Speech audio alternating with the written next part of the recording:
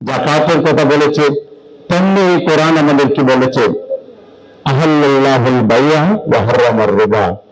আল্লাহ তোমাদের জন্য ব্যবসাকে হালাল করেছেন, সুদকে হারাম করেছেন।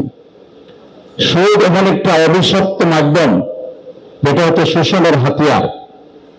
সেই শোষণের হাতিয়ার থেকে মানুষকে মুক্ত করে মানুষ যাতে মানবিক জীবন যাপন করতে পারে, ইসলাম তার সুস্পষ্ট গাইডলাইন দিয়েছে। ইসলামিক অর্থনৈতিক ব্যবস্থার অন্যতম দিক হচ্ছে যাকাত ব্যবস্থা। এই যাকাত আল্লাহ তাআলা বলেছেন, তোমাদের সম্পদে বঞ্চিত এবং যারা প্রার্থী রয়েছে, সাহায্য প্রার্থী রয়েছে, তাদের অধিকার রয়েছে।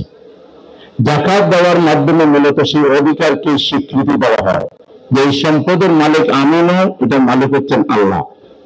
এবং যাকাত দেওয়ার মধ্যে দিয়ে সম্পদ পবিত্র হয় এবং সম্পদের প্রবৃদ্ধি ঘটে, উন্নতি ঘটে, সমৃদ্ধি ঘটে। এবং এই যাকাত এমন একটা ব্যবস্থা, আল্লাহ যাদেরকে যাকাত দিতে বলেছেন, এদেশে যে পরিমাণ যাকাত হয়, যাকাত দাতা আছেন, রাষ্ট্র যদি এই যাকাত কালেক্ট করে, আর যে পরিমাণ গরিব আছেন, রাষ্ট্র যদি তালিকা করে করে সেই গরিবদেরকে যাকাত দেয়, তাহলে বাংলাদেশের যে দারিদ্র্যের অবস্থা, দারিদ্র্য সীমার নিচে যারা আছেন, দারিদ্র্যের মধ্যে যারা জীবনযাপন করছেন, 4-5 বছর একাধারে এই যাকাত সুষ্ঠুভাবে বন্টন করলে বাংলাদেশের দারিদ্র্যের হার একেবারে সীমিত পর্যায়ে চলে আসবে। ইসলাম শুধু যাকাতের কথা বলেনি, ইসলাম আরেকটা সুন্দর দিক নির্দেশনা মুসলমানদেরকে দিয়েছে, সবাইকে দিয়েছে।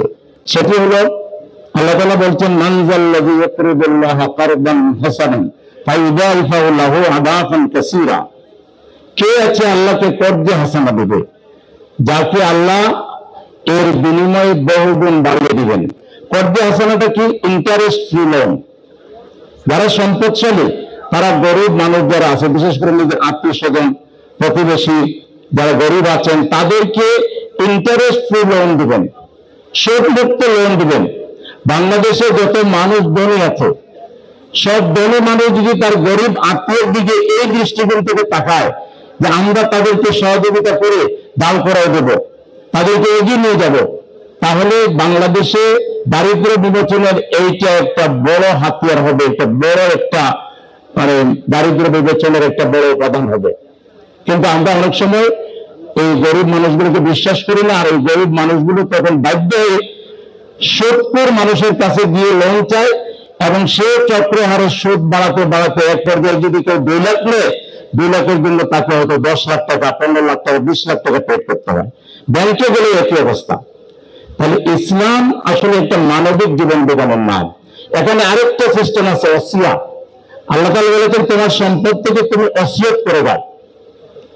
সম্পদ উত্তরাধিকারী যারা তারা পাবেন, কিন্তু সম্পদ যদি আপনার থাকে আর আপনি যদি একটা পরিমাণ সেটা আল্লাহর রাহে ওসিয়ত করে দেন, যেটাকে নন রিফান্ডেবল ফান্ড হিসেবে গঠন করা যায়।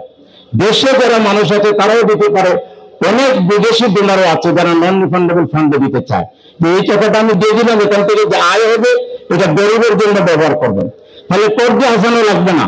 ফরএভার নন রিফান্ডেবল ফান্ড থেকে যারা নেবে, একেবারে গরিব যারা, তাদেরকে আর ফেরত দিতে হবে না।